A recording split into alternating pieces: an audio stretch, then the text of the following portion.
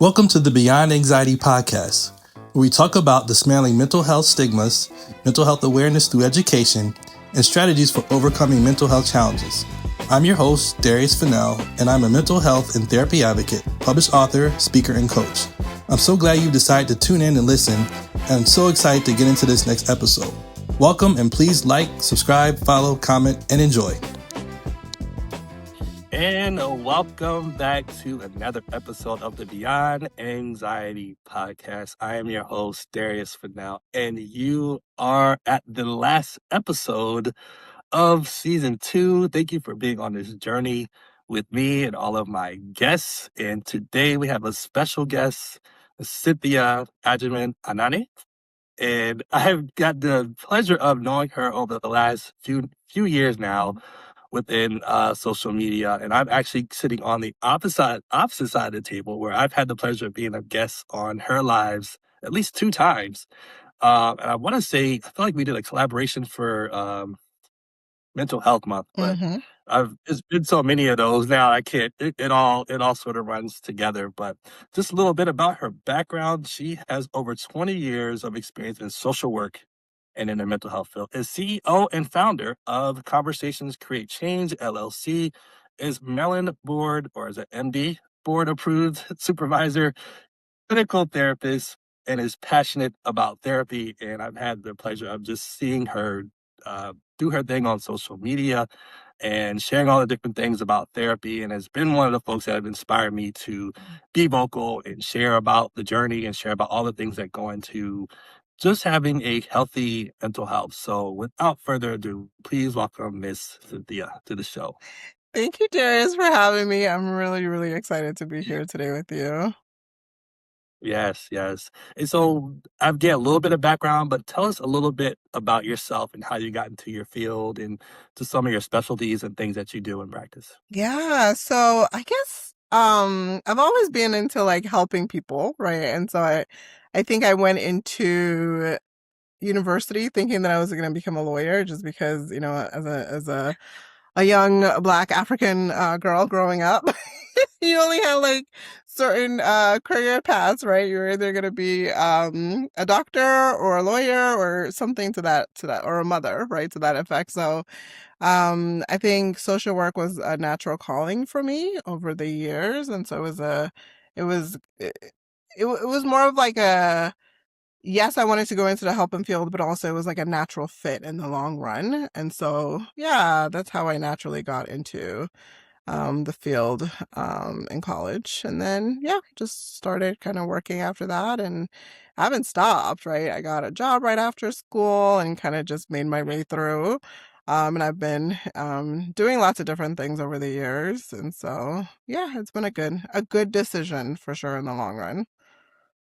Yeah, good fit. There's nothing like finding the alignment between the things that make you feel fulfilled, your values, and then putting those things into practice in whatever, not just profession that you do, but just how you interact and connect with people in life. And I have found that to be actually one of the tools that I would consider like a toolkit for Mhm. having a healthy mental health, because sometimes it's not the trauma, it's not all these other things. Like, you haven't really found that spark of doing the thing that you've been put here Mhm. to do yet, and there's like this internal tension that can happen. Mhm. So Yeah. and the times you have to go through a grief process when you realize, man, this is what I went to school for, but Mm. or I thought I wanted to go to school for, but it's not really what I want to do. And then you have the expectations of others kind of on top of that. It's like, Mhm. nah, I got to go after this thing that I really want to do, because I know here in my heart, Yeah. this is what I'm supposed to be doing. So it Mm. just, when I hear you say those type of things, it makes me feel good, and sort of wish I could go back in time and do things differently. But it's like, nope, everything culminated into the journey the way it was supposed to. So Yeah. now that I'm Yeah. into like a newer knowledge of stuff, and I'm sure you've seen kind of folks go through that in practice as you watch them journey through their mental health as well. Mhm. So, but one of the topics I want to talk about today is talk therapy. Mhm. And I've this is the blessing and just kind of the frustrations I feel with social media sometimes, is I've heard a lot of people sort of give talk therapy a bad rep, Mhm. where here's the context. Well, if you keep talking about your comments, it's just gonna, make it worse and all this other stuff. And from my perspective, again, I'm sitting on the client side, but I would say, hey, I was holding these things in secret for Mm. 30, 40 some years. Mhm. Like that was a starting place. It Yeah. wasn't the end all, but it was definitely an important thing to just say, you need to get this thing off your chest. Mm. You're in Yeah. a safe place where as long as you're not going to be doing self harm or harming somebody else, this doesn't leave the room. Mm. So let it out, man. Yeah. Yeah. But have you found like that kind of same flavor, at least in social media or just maybe in practice where it's like people kind of want to frown at talk therapy? I think it's more about how, as a society, we're conditioned to think about talk therapy, right? And so there's a flavorless way, I would like to call it, like when you see in movies or TV shows, you Mm, see like how therapy is depicted, and it looks very different than sometimes the way that it looks in the room.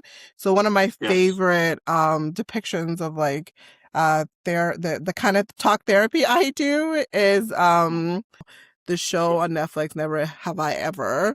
Dr. Ryan does a really, really good job of representing what it means to go to a real talk therapist, right? Where they just keep it real and will give you a different perspective than what you normally typically see in movies as a clinician. Yeah. Part of the coming into talk therapy is really finding your how you show up as a therapist to the client Mm, impacts the work that you're doing with the client, right? And so I think there might be some perceptions out there in terms of like social media and like what people think about therapy, but I think there's also room for bringing yourself as a therapist into the room with the client, because that's how change is impacted, right? And change happens when you can have like a more of like a relational um type of interaction with the client, but also maintain confidentiality, maintain professionalism, and all all the other stuff. So it gets a bad rep, and I understand that, but I also think there's maybe a lack of understanding sometimes around what is talk therapy, right? What does it look like? yeah. Yeah. Yeah. I know going into it and my my journey into it came out of a crisis. It Mm, mm-hmm. was everything I tried has failed, Yep. so I might as well give this a shot because, I thought willpower was gonna be enough. It wasn't. I thought I could Mm, mm-hmm. Google and do stuff. It wasn't enough. Thought I could pray and then hit it from a spiritual side. That wasn't enough. Yeah. Yeah. Those things Yeah. were, do your due diligence, but same thing if you had a heart condition, Mm-hmm. like, don't just take some vitamin E. Like, go see the cardiologist, man. Get some blood work done, and Yeah. Yeah. Yeah. get an Yeah. Yeah. EKG. Look at some data that can say, hey, maybe we need to go a little further, or no. Like, for instance, I've had to go to my cardiologist a couple times and wear the monitor because palpitations and stuff. But Mm-hmm. it's like, nope, Mm-hmm. these aren't the dangerous ones. You're kind of redlining, and this is an indication your body's trying to tell you, Mm-hmm. pipe it back a little bit. Yeah. You can cut Yeah. some things, make sure you get some rest, drink some water, go to the gym, do things that relax you, do things that are fun, Mm-hmm. and that'll kind of help things to sort of mellow out. And it did. It Yeah. has. Now I'm not afraid of it anymore because it's like, dude, you've done this enough times to where Mm-hmm. you've gone to the professional, Yep. you've got the assessment done, and a bunch of other tests too that I Mm-hmm. don't have time to like get into discussion of. But I'm like, I'm glad I did it because they were like, even the person that was doing something was like, "Why are you here?" Because Mm. normally since somebody like you, Yeah. um, there's an issue here that after I get done, I'm telling you to go to the hospital. Matter of Mhm. fact, we're gonna have you transported because you got some serious Mhm. issues here. But nothing, Yeah. But now there's peace of mind to say, all right, I can rule that out Mhm. because I Mhm. specialize in that. Look into it. Yep. Sometimes it doesn't necessarily translate that way going into, stuff for the mind, the emotions, and Mm. and holding those things in the body. But for me, it was okay. Um, I need help. Mm. It's not getting better. I'm waking up with Yeah. a heightened, dysregulated nervous system Mhm. that's on 10 upon opening my eyes. Mhm. Mhm. It's just not something you can like. It's not sustainable. Yeah. It could drive you crazy because you're wondering like, where do I find like a place of peace anymore? Mhm. Because Mhm. if sleep didn't do it, then Yeah. work day hasn't started yet. The kids haven't put their demands in, spouse and bills and all this other stuff. It's like, those are just kind of everyday things that you have to encounter. But Yeah. now it's like, all right, okay, so I'll go in here. And then when I got there, I was like, this is anything like I thought it was gonna be. I'm Yeah. not being interrogated. Yeah. I'm not feeling like, well, I'm only going to share so much because, you know, I'll I'll just do the check marks and say I went, and then I'm going to go and do my own thing, right? Yeah. Yeah. But once I get in And it there, happens. I think it comes down to having like a good therapist that you connect with. Mm-hmm. But immediately I was like, okay, this feels really safe. So I can put my shields down, put down my sword, Yeah. and just kind of Breathe. exhale and let just talk. Yeah. You know, And I feel like sometimes too, one of the things in my own experience as a client, but also as a therapist, is that sometimes your therapist is like the first person, right, that you share certain things with that you've never shared with anybody. Right. So just that ability to, like you said, release it and exhale, right? It's a real thing when you talk about talk therapy. And so another reason that talk therapy, in my opinion, I think it can be like a gateway, right, into like real healing. Right. right, right. And so, I've had clients and I've done my own work where it's like you go, you talk, and you're doing some good work and you're having insights and you're learning lots about yourself and you're learning, coping skills for your toolbox and different things like that.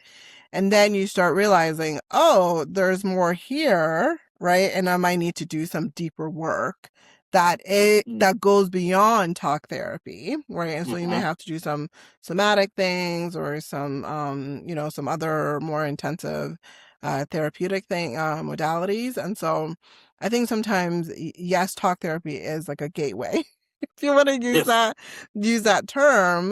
But yes. it does Loved it. it definitely introduces you to the whole concept of like learning, right, in a safe environment to open up and to talk and to release and to really allow yourself to dig deep into things that, again, you may never have shared before with anybody. And that in itself is therapeutic, Right. right?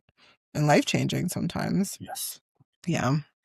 And that's also our first flex capacitor is well. So yes, it's very foundational Yeah. and super important. Mm. And yeah, once I got there, it helped. You can sort of use the onion analogy, right, where you're Mm. peeling those layers back.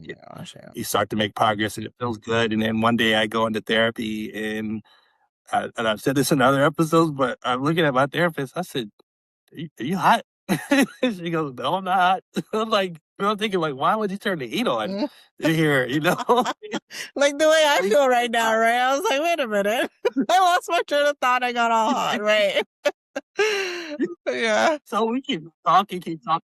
I said, "You mind if I take my fleece off?" Mm. She said, "Oh yeah, whatever you need to be comfortable." Mhm. And we Mhm. keep talking. I was like, "Can I stand up?" She said, Yeah. "Whatever you want to do." Right? Yeah.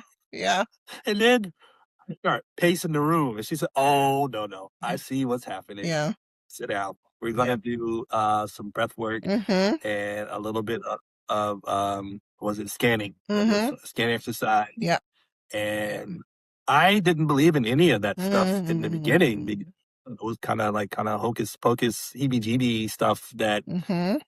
you have to go sit in a forest for like hours before you reach some Yeah. nirvana or whatever. Yeah. Yeah. And Yeah. that speaks to how ignorant I was, not even using that term Mhm. correctly. But um, yeah, but Yeah. once that was demonstrated to me, because Mhm. she did it with me, and then I was able to do it on my own, I Yeah. was like, oh, I have something that could help me to regulate, but Mhm. I would not have gotten there Yeah. unless we had had these serious conversations that led to Mm. my body finally saying, "Oh, we're gonna release this, Mhm. but Mhm. so this is the first time. Yeah. It's gonna come with a little intensity that you probably weren't Yeah. expecting." So And I mean, I feel like it was nowhere else do you learn that, right? Unless again yes, you are actively pursuing information and knowledge around it, or you're in a Right. therapy room with a therapist that is experienced enough to like pick up on some of the Yeah. the behaviors that you were engaging in and really help you to Yeah. understand,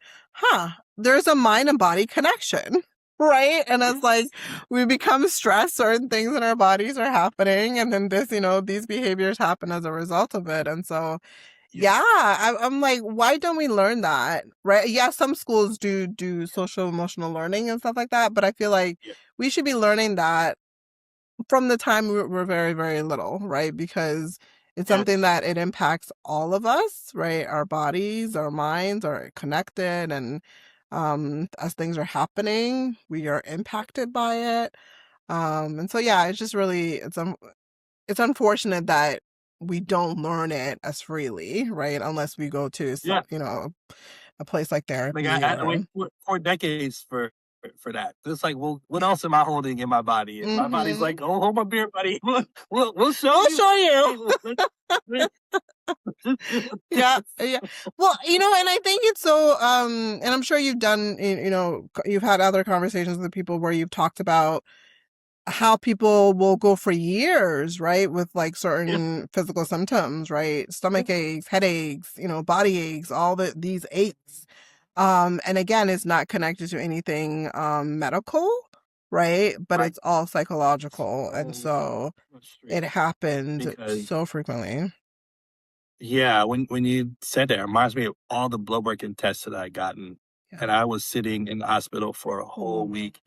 And part of me was just like, I almost want to have something so we can at least say, Yeah. okay, Yeah. here's what it is, here's what we do. But Mhm. every time they Mhm. come back, they'd be like, Yeah. yeah, man, sorry, I your know. stuff is everything. Yeah. And then you start thinking, am I like, Exactly. crazy? Like what's going on? Like Right. I know something is going on. Yeah. Yeah. Yeah. Like, Yeah. what is happening to Mhm. me? Mhm. Well, so we get to the end and they're like, well, we just think you had a panic attack. So just try to take it, Mm. easy and go out with your primary care physician. I'm like, what is it? You had me here for a week and you're sending me home the same way I came in. And you just say, follow up with my primary care physician. That's Yeah. it. That the medicine. Mm. No. Oh, thank you. Okay. So Here's my copay, I right? stay Kind of home. thing. Yeah. Right. Yeah. So I Yeah. sit here.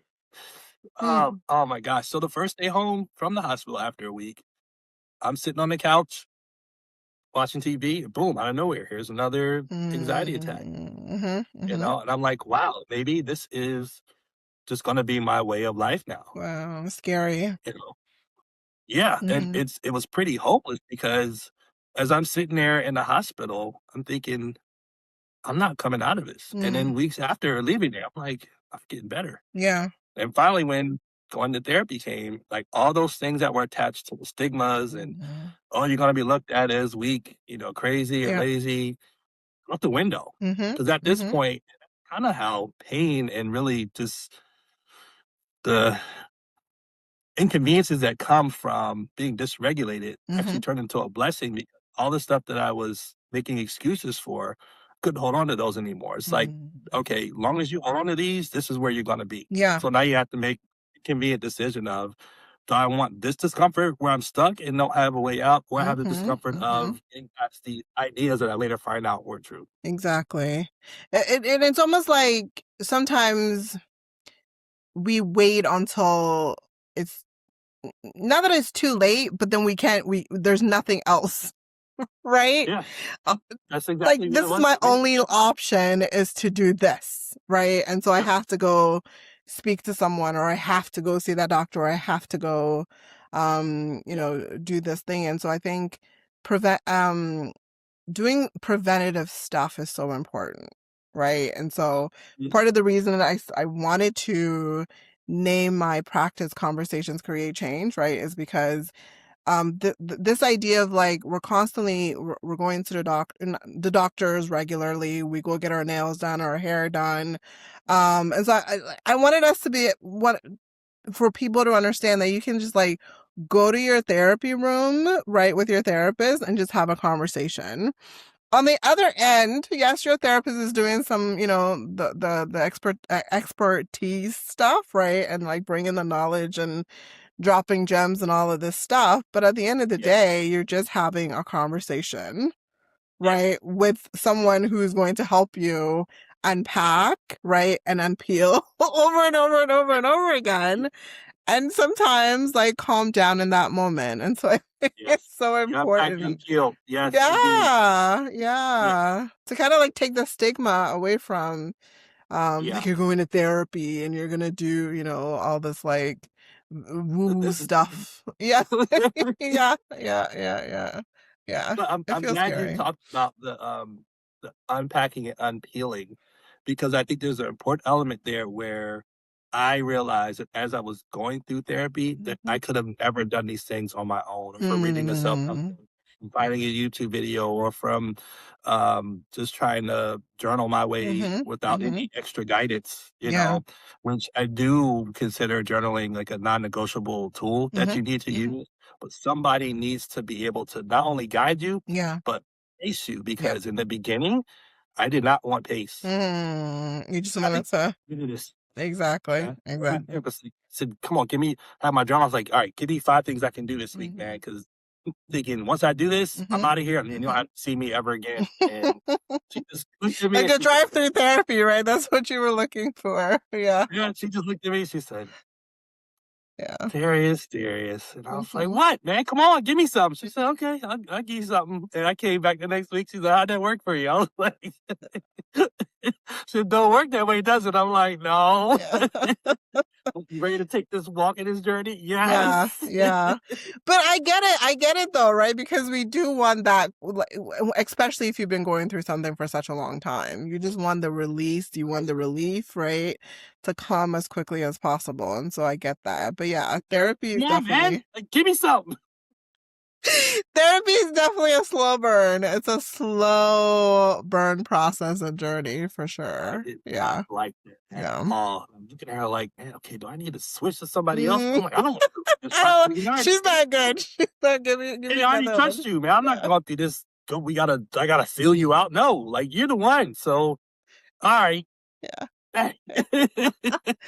Exactly. But such a good process once you go through it, right? And just like how life changing and It's kind yeah. of like a cold shower. Mm-hmm. You just sort of surrender to the fact that the water's gonna be cold Yeah. for a little Oh while, my gosh. but it's Yeah. not dangerous, then it's Mm-hmm. like, "Oh, okay." Yeah. The initial sprinkles kinda made me wiggle a little bit, Mm-hmm. but now I understand how to find and build a Mm-hmm. sense of safety and cultivate this in Yeah. the middle of the discomfort. Mm-hmm. When I Mm-hmm. leave here, I can take that practice with me Yeah. and learn how to build it and see what's working, what's not. Provide that feedback and say, okay, that means you've shown some progressive, some growth, and some depth here.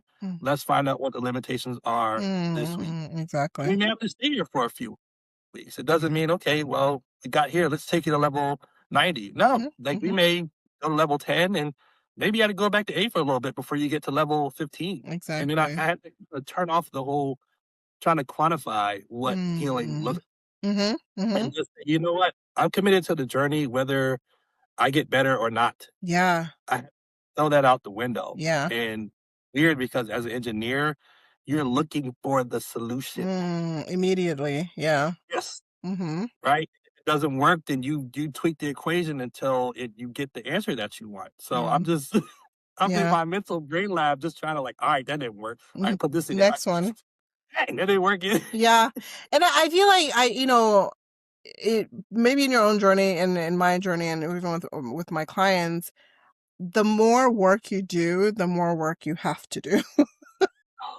Right? Which is kind of the beauty of therapy or just mental health awareness and learning in general, right? There's so much more to learn about yourself once you learn this thing. Then this thing comes up, and then this thing comes up, and then you learn, you know what I mean? And so it's almost like it's this like lovely ongoing flower that just keeps blooming, right? Yeah. Or unraveling and just like in this and again, I don't think that there's ever like an end point, because there's No. always something that's going to come up and you're going to have to like unpack it and look at it from a different perspective and learn more about yourself in the process. And so yeah, I think I get it, right? And obviously there's, solution focused therapy where you go for like 6 weeks or, whatever the weeks are. And that works, right? But also like the revolving door therapy process where it's like, okay, now I maybe like I've seen clients when they were in high school, right? And now they're like in their 20s and I still see them. You know what I mean? Just because they're like different parts in their lives and they're navigating through different challenges and different things like that. And so it's kind of nice to be able to like know that you have that safe person, right? Or you Yeah. can find another safe person that you can go to because something else came up, right? So it's therapy in of itself is like never an ending process. It doesn't have to be, right? Sometimes it is, but it also doesn't have to be when you think about it in the global sense of the process. Yeah, I had to get rid of that notion of the term of a place called there Oh my gosh, yes. because it was Yeah. like it's kind of like GPS, right? Like Mm-hmm. if you do sort of get off course, the GPS doesn't like just turn off like, all right, you can't get there anymore. It reroutes you, right? Exactly. So Exactly. and then the destination time may change. Maybe Mm-hmm. there's a traffic jam like an hour ahead of you, and then you're like, man, wait, Mm. why is there 30 minutes added to the trip, but Yep. the distance didn't change? Yep. Well, sometimes, as you're going along the road, like things pop up and Mm-hmm. it's gonna block this road for a second Yep. until you figure out how to navigate around it. Mm. So I I found love that. I'm myself gonna give going you from the flex. That was a good one. It's so true. uh, There you go. That was a good one, guys. so Yeah. I found myself going from, all right, let's get near here and get fixed to Mm-hmm. there was a point where my therapist said, "Yo, Darius, I don't have any more concerns." And Mm. start the discharge, but I was like, no, Ah! So there's that no, too. Yeah, yeah, yeah, you yeah, can't get yeah. rid of me. Like you got me into this. You stuck with me now. But sometimes though, you do need to like go, right? You do need to terminate so that you can like definitely use your coping skills and Yeah. really like see the work Yes. the work in therapy doesn't, and I'm sure you've heard about this, doesn't happen in the therapy room, right? It happens once you leave the therapy room. And so sometimes you do have to kind of build Yeah. up your capacity, right? To like say, yeah, the work that I've been doing is actually Yeah. I'm seeing fruits of my labor, right? Because Yeah. it is laboring when you think Yeah. about the That's process. what you said. I'm like, wait. You can't cut the safety net, man. I need this. If I slip off this tightrope, man, What am I gonna do? need you Yeah. here. Yep. Yep. I don't Yep. want to Yep. go through the onboard process again. I gotta wait weeks. I got Mm-hmm. issues, man, and you gonna help me right now. Yeah, yeah. But then you learn, right? That okay, like this thing happened at work today, and I was actually able Yeah, to like manage it well, or my kid annoyed me, and I was able to do this very well, and eventually you just start seeing, oh wow, all the work and all the effort, right, that you've been yeah, putting in, is showing up and showing out in such amazing ways. Yeah. yeah. Just really having that confidence because I would say, as one who was diagnosed with panic disorder and generalized anxiety disorder, Mm. it destroyed my confidence Yeah. to do even basic stuff like get up and go to the grocery store Mm-hmm. or drive like an hour from the house. All that was gone because it was Mm-hmm. like, nope, you're gonna palpitate and you're Yeah. gonna feel derealization, depersonalization, and all that Mm-hmm. stuff. It's Mm-hmm. like you're gonna faint and you're gonna go crazy. And you're Yeah. gonna be so away from home, nobody can help you. Like all these things Yeah. were kind of like going through my brain. I was like, well, it sounds like the safest place is in my bed. So Mm-hmm. Or just I stay don't want here. Yeah. to. Yeah. I mean, that's real. It's very real. But you Yeah. you create this bubble Mm-hmm. that is, even though it's safe, now it's overdone its job and it's confined you. Mm. You Yeah. know, and Yeah. I had to slowly, like literally, like I went from going downstairs to touch the doorknob, Mm. and that was it for the day. Then I'd Mm-hmm. go the next day and open the door. Okay, look outside. All right, you're done for the Mm-hmm. day. All right, I walk to the mailbox. Okay, go back. I had to slowly Mm-hmm. expand that bubble back out until I realized that the bubble is not real. It's Yeah. something you created, and your body's hypervigilant, overcompensating to try to keep you safe. But that's the part where it's like, if you honor that and see it for what it really is, you Mhm. stop looking at it like it's the enemy. Yeah. And I mean, Now, you're like literally rewiring your brain with those activities, right? And building new pathways of like understanding your body, understanding your brain, understanding that we're not in danger if we go out this door, right? And so like it takes time. I mean, it took time for the stuff that's happening to happen, and so it's going to take time for your brain again to like do what it needs to do, right? And that's I mean, one of the things that maybe I didn't even know this until I started coming into this field a little bit more, was really like learning how our bodies kind of like regenerate itself, right? Or fixes itself over time if we give it time. Yep. Yeah, right. And so I feel like the more we learn about that, and the more that as a clinician or as a client you learn about that, the more freeing it is, right? That you can give, even if you're going through the therapy process and like for the first week all you do is open up your window. Like that's progress. Right? And so it also allows you to give yourself more compassion to the process, right? And to to the process of like doing the work, because again, it takes time. It takes time. Yeah. And that was the probably one of the earliest discoveries about myself that my therapist helped me realize. He said, "Do you hear how you're talking about yourself?" And I was like, yeah. Yeah, but that's how my brain always talks to me. So you're the first person to really hear all these. Yep. And I was regarding myself as a machine and not a human being with feelings and, somewhat limited capacities, or just understanding that, hey, you're not optimal right now. You need to, sort of take a sabbatical at this stuff. It was like, oh no, we changed the oil, we put new tires on, keep going, get back out there and redline again, baby. This is what we do. It's what we know. It's familiar. We don't do anything else. So go. Yeah. Until that engine light comes on and smoke comes from out of the hood. Yeah. Yeah. And even then you're driving. You're still moving, right? You're still doing the things that you need to do. Yeah. So you can see around the smoke. Exactly. I mean, that's conditioning. This is like life for so many of us, right? I mean, it's okay. You gotta do what you gotta do. Yeah. But that's why, like you talked about, like the preference of like having things more preventative and learning these things early. Because of the way I was conditioned, I had to crash. I had to reach like the ultimate failure. I had to hit rock bottom so I could come to a place of surrender and say, okay, I can't do this on my own. I don't know what I'm doing. Yeah. I'm scared. And I have to go see these people and let them share their expertise with me so I can uncharted territory. Yeah. Well, just hear myself say that, I was like, wow. 20 years ago, I'd be like, you ain't scared? You can figure it out. Yeah. You got me. Hey, come on, man. And I feel like that's what's so beautiful about what you're doing, right? Especially in like how you show up. Saying that you don't have to wait until you hit rock bottom. I'm begging people. Like, please don't wait. No quick recovery from it. Yeah. Would be. It's like, no, this took a few years. Yeah. Okay. And a lot of things that I used to enjoy, I couldn't do them. Traveling and going to social, my nervous system said, hey, bro. Yeah, it's not happening. Now you can do it, but we got something for you tonight. I promise you won't like it. Yeah. So, yeah.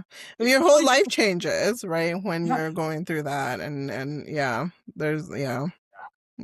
It was tough. But so what, I guess, types of symptoms have you seen in people, and what level of resistance and denial have you had to work people through? Because that was one of the things that I had to not just get to the point where say, okay, I need help, but even as I was walking through stuff, like, and I was expressing the things that were on my heart and mind, these were kind of stubborn thought patterns that were really protection mechanisms, but they were the very things that got me to where I was in the first place.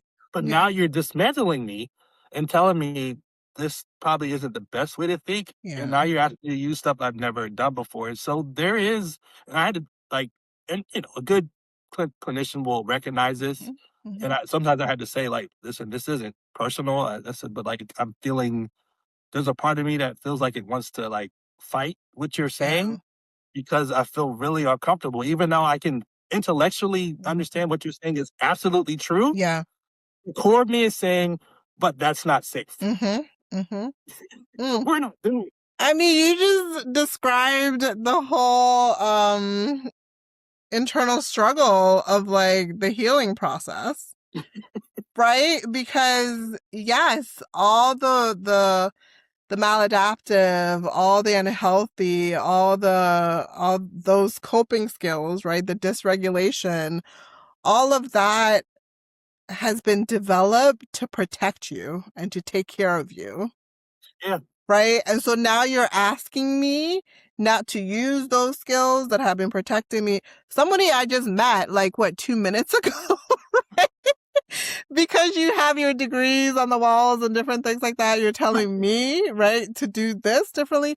So yeah, I think it can be a very scary experience, right? When as the even as me as the client going to therapy, you're like, but what are you talking about? Like, so Right. there is and this is again where that relationship with your therapist, right, is so important, because you do have to get to a place where you feel safe enough, not only in the mind, but also in your body, to actually Yeah. start implementing, right, the strategies and the things and the resources that she's giving you.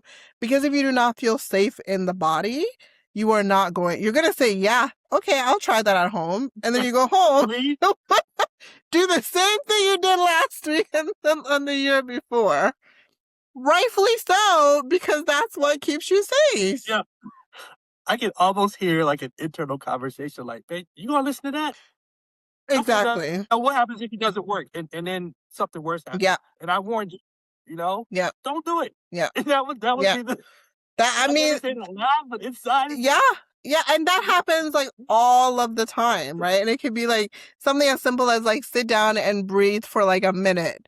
I cannot sit down and breathe for 1 minute because that's when something bad could happen to me. yeah, You know what I mean? And or so like, ruminating. yeah. And so part of it too is like really helping clients to understand the reasons behind some of the coping and the strategies, right? And really, one of the things I love to do with clients is like psychoeducation, right? Just really helping them to understand why I'm asking you to do meditation or to journal or to do the thing that I'm asking, whatever the thing is, right? Recently, I started getting into a type of therapy called AEDP, so Accelerated Experiential Dynamic Psychotherapy. Just a fancy word that in the sessions we do like a lot of experiential things, right? So you know about CBT, where it's like what's happening in your thoughts, what's happening in your behaviors, and cognition and everything like that.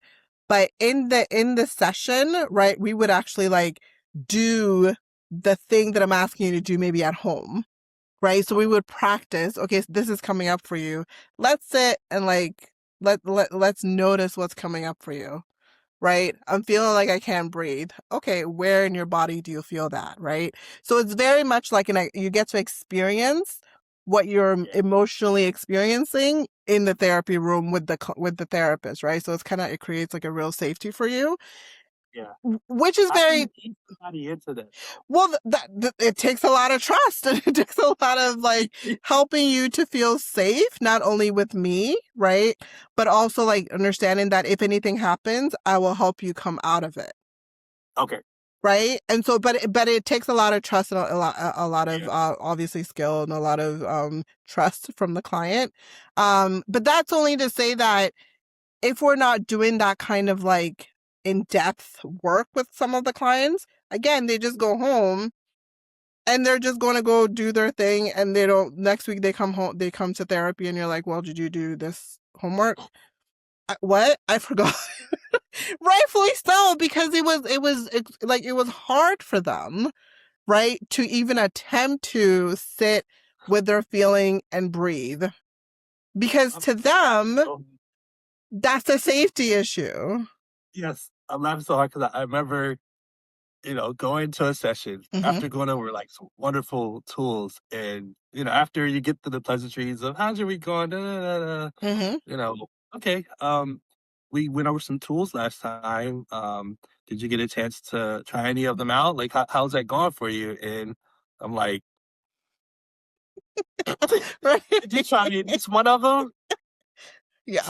No. Yeah. Why not? Like, I don't know. Like, I did know, but it's like, man. But I think what was really freeing, especially with my first therapist, is that she would say, "Listen, I'm not here to tell you what you have to do, Mhm. Mhm. right? We're presenting different perspective of things, Yeah. some optional tools that you can use, Yep. and some methodologies that can kind of help you get grounded. You don't have to do any of those. Mhm. But Mhm. my question will be for you Yeah. is, how is that working out? Mm. Once you decide you're ready Yeah. to not go through the cycle anymore, I will gently guide you to Gotcha. where you want to be at Mhm. your pace. Mhm. Yep. And so I was like, okay, so there's like an ego part of it, but at the same time, I'm like, she's giving me my sense of agency and recognize that I'm not ready Yeah. yet. Even though I know here Yeah. this is the right thing to do, Mhm. but she's saying, you know what, you get to choose. And I'm Yeah. like, okay, Yeah. well then I will do it Yeah. next time. Because Yeah. sometimes just because somebody says you have to, Mhm. my Mhm. instinct knee-jerk reaction is, well, guess what? No. I Yeah. ain't doing Yeah, yeah, it. and with something like Get your the AEDP I was talking about, it requires mm, that, right? If the mm, client or whatever, and that's I mean that's not just with this, but with like any kind of homework, really, right? mm, With any therapeutic environment, if the client is not ready, don't push. Because if you push, it's going to backfire, right? And the worst thing that you want to do in the therapy process is to turn someone away or make yeah, them feel like I don't feel safe in this environment, right? Because that can in itself have like significant consequences for their or I'm not emotional doing it right. well-being. Exactly that part too, right? And so there's a fine line between how far do you push and Yeah, when do you provide help the client to feel like they have agency over the yeah. work, right? And so yeah, sometimes clients are not ready for years and years and years, and that's okay, right? And like and I've worked with clients who for whatever reason, it just wasn't taking, and then at some point, it's like, oh, okay, I feel ready now to talk about this, right? But we've known each other for years and years and years, and we never touched on that. But for whatever reason, once they feel safe within themselves, then they can touch that, right? It's not about that I don't trust you, I don't like you, none of that stuff. It's just that they have to feel like this thing is not going to kill me if I touch Yeah. it, right? Or if I unpack it. And that's Oh my real for so gosh. many people. Yeah. Yeah. Like I want to go back to something you said earlier about feeling safe in the body. Mm-hmm. It's weird because when I first came into the whole concept of mental health and neuroplasticity and all those different things that I still scratch the surface on to, to Mm-hmm. understand, that whole notion of feeling safe or understanding how I think everybody talks about the book, the body keeps Keeps a score, score. Yeah. right? Like just realizing that it's something I don't want to use the word contend with, but just have an awareness that something could manifest in the body. I spent so much time in the beginning trying to like beat these ruminating thoughts, Mm-hmm. Mm-hmm. right? Mm-hmm. And then Yeah. once I got a hang of that, I'm like, okay, why is my body still doing this? Mm-hmm. I'm not thinking, I'm not anticipating something. Yeah. I'm not gonna put myself, I'm not in a situation where I know this is gonna trigger Mm-hmm. anxiety. So what is happening Yeah. right now? Yeah. And Yeah. it's driving me crazy because I'm like, I felt like I don't have a say over Mm-hmm. it. Mm-hmm. I can't control it. I don't know how long it's gonna last. And Yeah. it could just pop out of nowhere. Like maybe I'm at a public setting or social Mm-hmm. gathering, and it did happen a few times. I mean, most of us who have been diagnosed with any type of panic or anxiety or depression, we know how to mask it really Mm-hmm. well. And the funny thing is those who carry the same scars know when Mm-hmm. you're faking it. Mm-hmm. Yeah. Because one person was like, "Are you okay?" I'm like, "What do you mean?" She was like, come on now. You're talking to me. Yeah. I Yeah. feel the same thing. I know Yeah. exactly what's happening right now. Yeah. It's okay if you can't stay and visit me as long Mm-hmm. as you normally would. And I was like, That's like normalizing it. Yeah. I'm like, Yeah. thank you. It's like I you feel so see me. You really see like, me. Yeah. That's, I don't have to pretend anymore. I can I just leave. know. I know. And just imagine like how many of us are like doing that, right? And Yeah. i- in terms of like one of the things that I think we can all benefit from, right, is like really learning that our body, whether you acknowledge it or not, your body is always doing something, Yes. right? Whether, your mind is able to like become aware of it is a whole other thing. Right. I remember my son, when he first started doing like competitive sports, um before a competition, he would like bite his lip, right?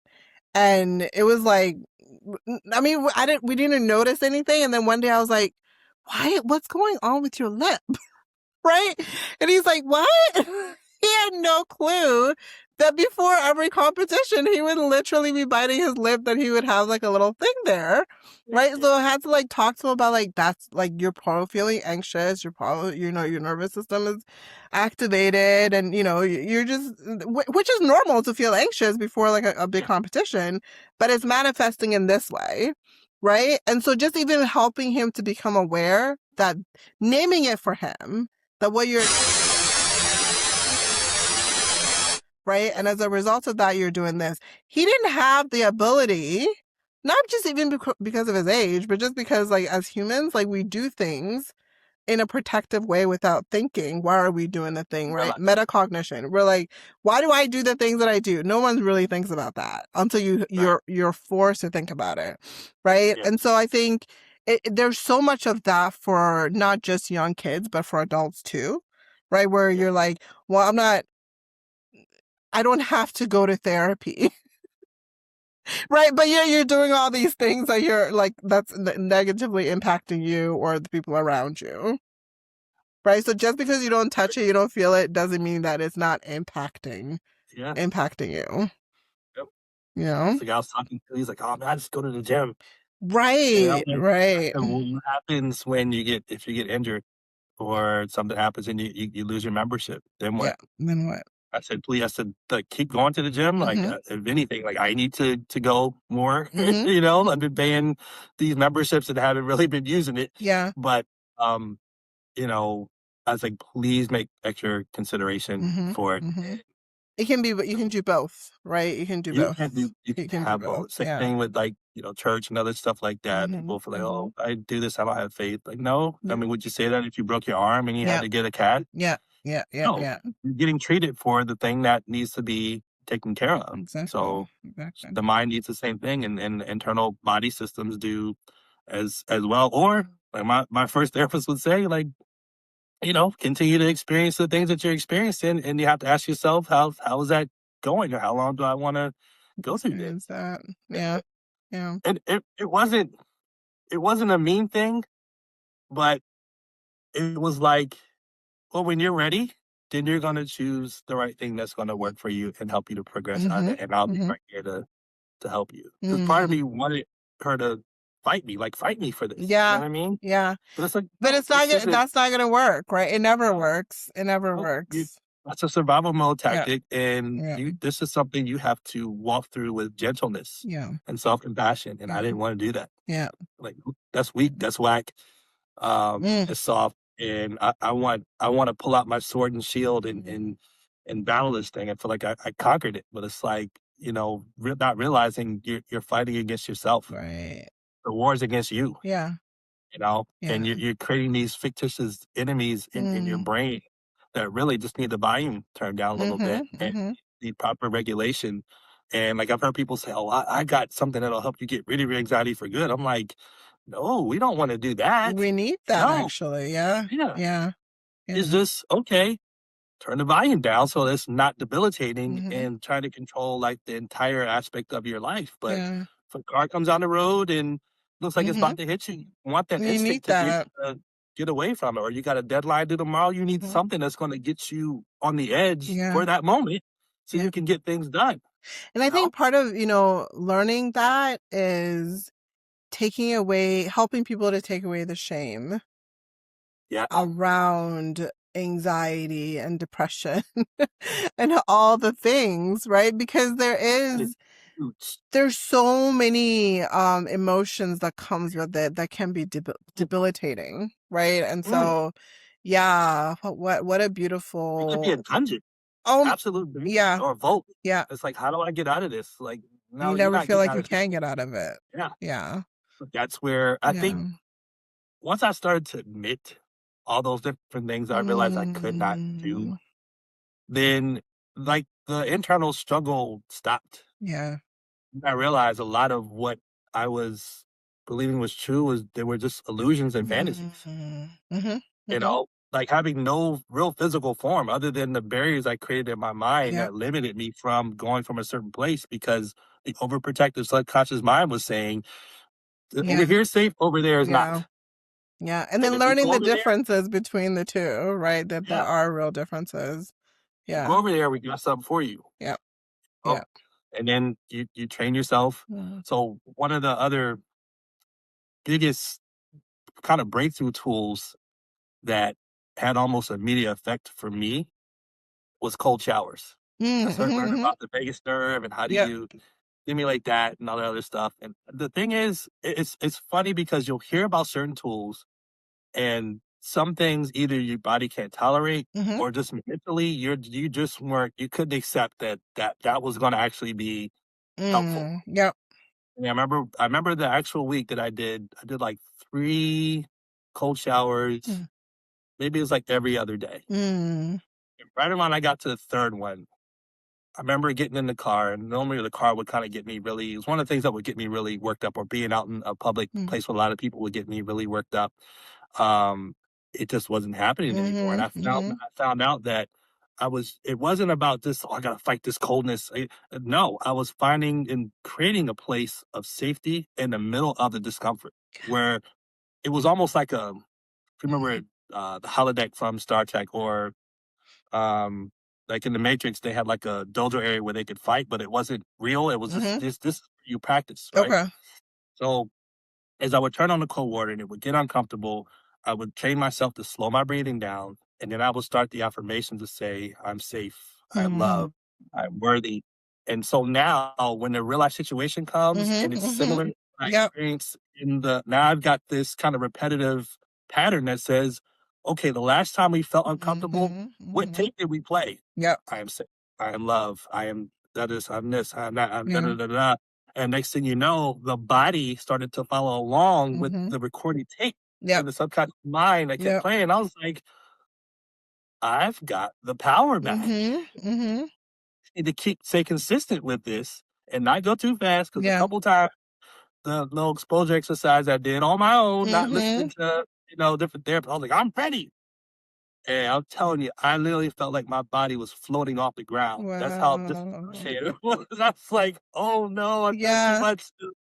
So I have to call my wife to come get me because I'm like far from home because I thought I Right. could push the envelope. And my body said, no, Not we weren't ready ready. for that, sir. And so you may want to go get you a cold drink and sit here for a little while Yeah. because we don't feel safe. Yeah. And the more you do this and the further you get away from home, we are just even more. And Yeah. so I mean, like the body is amazing, right? Even just like in that description alone, right? You learn that wow, like our bodies do protect us, right, from so many things because it's for with better us. for worse, right? Whether you like it or not. That's why Exactly. I laugh so much now because of like, there's something about, and my first therapist told me about this, your ambition, Mm. right? There's a grieving process you kind of have to go through. And it's not that you're throwing your ambition away, it's what was behind the things that were pushing you. Like, Exactly. so Exactly. now the ambition evolves into, how do I stay in the present moment versus I got to beat this thing. I got to anticipate that thing. I got to Yeah. make sure this doesn't happen. And I can never really quite enjoy the moment because if I get too happy, something bad is going to happen. And I should have been prepared for it, but I wasn't because Yeah. I was over here having too much peace and joy when I should have had my antivirus scan running and our system on and making everything on the radar, even if it was just a harmless bug flying by. He might have rabies in it and sting me, and now I got to get shots. You know, like just you see how Like, like how can you ridiculous? You know? relax in that constant state of stress and distress? Yeah. Yeah. Yeah. When somebody asks you like, "How did your day go?" It's like, okay, there's the day that involved my external world, but there's also the day that involved all the crazy stuff that I Mm-hmm. ruminated on Mm-hmm. all day that just ruined everything. You know. Everything. Yeah. so, Yeah. so which Oh, one are you talking about? I Which one do you want? You got time to hear both? and most of the time you're going to talk about the ones that's not like, where it was everywhere, right? Just because you don't want people to look at you like, are you okay? Right. Yeah. Yeah. Oh gosh, My yeah. goodness. So it's been such a journey, and Mm-hmm. I've had relapses, and I know other people who've gone through certain things, Mm-hmm. but the difference was it's like, okay, you have all the tools at your disposal now. Yeah. You know what you're dealing with now. You ruled out again, got your blood work done to make sure there Mm-hmm. was nothing Mm-hmm. that needed to be addressed. Yeah. So now, okay, we can focus on here. Mm-hmm. We can slow down. We can have compassion. All the stuff you didn't do for the Yeah. other time that took you 4 years to learn, maybe it only took you 4 weeks this time to get back in the game. Mm. That's the beauty of it. Once you learn it, right? It's like no one can Uh, take that away from you. You yeah. can And I have to always, treat this time because before it's like, I don't yeah. know what it is I'm dealing with, Mm-hmm. and it was kind of like Humpty Dumpty, right? Like Mm-hmm. all nobody put Humpty Dumpty back together again. It's Yeah. like no, matter of fact, this time there aren't as many pieces, Mm-hmm. you know, Mm-hmm. because they're a lot more solid, Yeah. and just pieces that, excuse me, weren't as solid. Like now what you need to work on, and Mm. you still have your therapist who can help you address those new things that came to Exactly. the surface. So That's why, the building of the therapeutic relationship is so important because of that very reason, right? Because again, life happens and sometimes we are triggered or something comes up and it's just like, whoa, where did this come from? Right. And right, so being it's able over this. to, yeah, exactly. Being able to return to that person that you've developed this relationship with and, like you said, either shore up your resources or develop new ones or just get reassurance sometimes like you're gonna be okay, right? You know how to get through this. You're gonna be okay, and Yes, sometimes that's all you need. yes. And that in itself is like why therapy can be such a profound experience for so many of us. Yeah. Yeah. Biggest regret is that I did not do it earlier. Like if I Mhm. could go, again, everything is in hindsight, right? Like, Yeah. because if I didn't have my crash, like I would never written a book. I'd Mhm. never have a podcast. I wouldn't, just be Be like doing helping so many people every single day on here, right? so, and Yeah.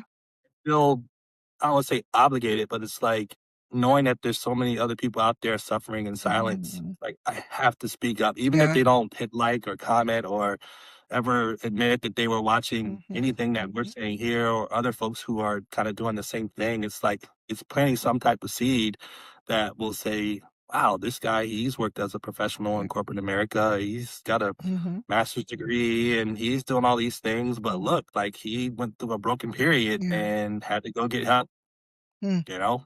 Like that's that whole youthful arrogance of feeling like you're invincible, Mhm. like, Mhm. that was broken, and it made me panic because 'cause I'm like, "Well, shoot, if I could Mm. bleed, then, like, what else can is capable of happening to me?" And, okay, maybe I'm not as strong as I thought I was, or, Yeah. Yeah. maybe I can't handle life anymore, Yeah. I've never thought that where I never felt like I couldn't, like, come out of something or Mm. eventually even if I have to go through a period of pain or just kinda loss, it's like, I'm gonna come back from this. Mhm. At that time, it's like, Yeah. "Dude, over. You're gonna be in the dungeon, and this is where you're going to die." Mm. So that helplessness and hopelessness what motivates me to say, nope, I don't mind getting over being an introvert and private person if Mhm. this is going to help somebody else go get the help that they need. Like put your Yeah. ego aside and just go do it for you, do it for your loved ones. And on the other side of it, your future self will thank you. Exactly. This is part of, I think the first time that we interacted online, I was like, oh, I thought you were a clinician. And so Yeah. you I, have I you always you have to do a yeah, disclaimer. I mean you speak about it with such passion and such, you're so informative, right, about what we do on this side. And so I appreciate that about you. But Watching you. yeah, but one of the things too that I love about social work or therapists now talking about how they go to therapy, right? And therapists are human and all this stuff too. I feel like it breaks up the stigma is that when you go to see a therapist, you're not going to this like perfect person who knows everything and has like no issues and nothing, right? Like sometimes your therapist is coming from therapy and coming to see you, right? Or they're going to therapy right after they finished seeing you, or they had therapy last week or whatever the case may be. And so I think the more we can, talk about therapists as humans and therapists as like real, bleeding and, having issues and also struggling with their own mental health stuff and all of that, it destigmatizes, right, that whole notion that therapy is like this thing, right, that only certain people go to, or if you go, you're crazy or whatever the notion is out there. And so I love that we are having these conversations, right? And you're having conversations with clinicians and therapists, and you're talking about your experience, talk about, the your experience on the other side of the therapy couch, right? Because we all Yes, have stuff going on, yes, right? yes, Yeah. yes, Yeah. It breaks it definitely. down. Yeah, so perfect segue into the next section of the show, and that is our quick fire round of questions. And then I'm going to give you the last word to ask you what is next for you, and then that will conclude the episode. So, are you ready for the quick fire round? I am. Yes. Okay, so what is your favorite season? Ooh, fall, but I like summer too. All right, so first and second place. All right. Yeah. TikTok or Instagram? Instagram. All right. Would you rather be understood or be accepted? Ooh. Yeah, these are a little juicier than Yeah. Oh my God. So I'm gonna say understood because I accept myself no matter what is going on. okay. So yeah, I'm Yeah. gonna stick to that.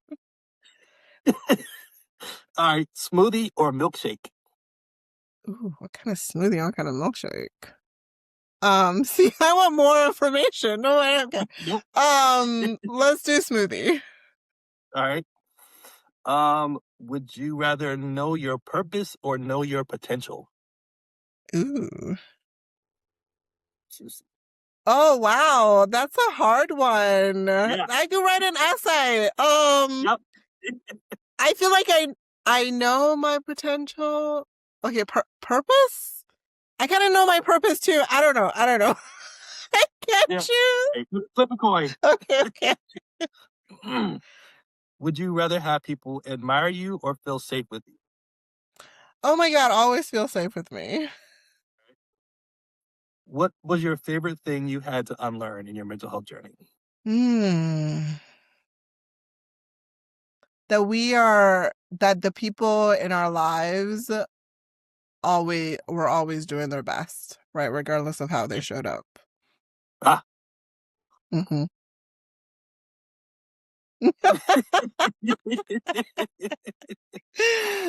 Okay. Um, would you rather follow your peace or follow your passion? Mm. Oh my That's a hard gosh, these split. are deep. This Yeah, is not hard split. fire. Oh, please. Oh my gosh. I think peace, because peace will bring me to my passion. Fair enough. Are you an early bird or a night owl? Oh my God, no. Unless And I'm flying somewhere. okay, well that's fair. Yeah. What current book are you reading, or what did you just finish reading? Mm. Oh, So I'm reading a fictional book right now by Sandra Brown, but I have this really, really book on health that I need to finish. I probably need okay. to go back to reading that one. Yeah. Great, great, great. So that was a lot of fun. These were a lot juicier than what I normally ask the guests. So, but Yeah. given that it is the last episode of season 2, I was like, let's go out with a bang. But I want I want to give you the last word and talk to the person who may be listening who's on the fence about going to Mm. therapy, and then follow up with where can we find you and what's next.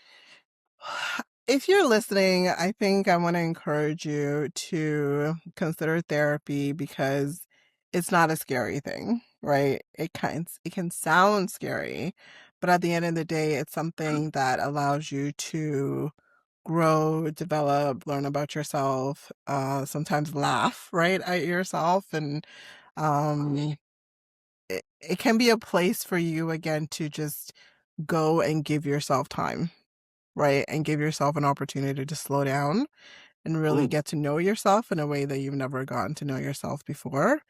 And yeah, if you're if you're thinking about it, go ahead, sign up and do it because it's life changing. awesome, awesome. So, what is next for you, and where can the people find you? I know where to find you, Yeah. but where can the people find you? Yeah, no, this was fun. I'm actually, I think I was inspired by you too to take my lives, into a podcast format. So I'm Absolutely. starting the process right now and kind of doing Nice. that.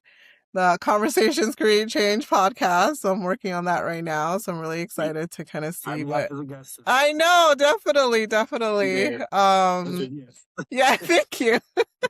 But yeah, just I've kind of been slowing down a little bit on social media just to kind of focus on that piece of it right now, and just with everything else that's happening in the world, right, to kind of just again find my peace a little bit in kind of lots of other ways, right, and kind of really connect with the family and just like really slow down and do all that stuff. But yeah, people can find me on my Instagram page at talk all about it, talk_all about it.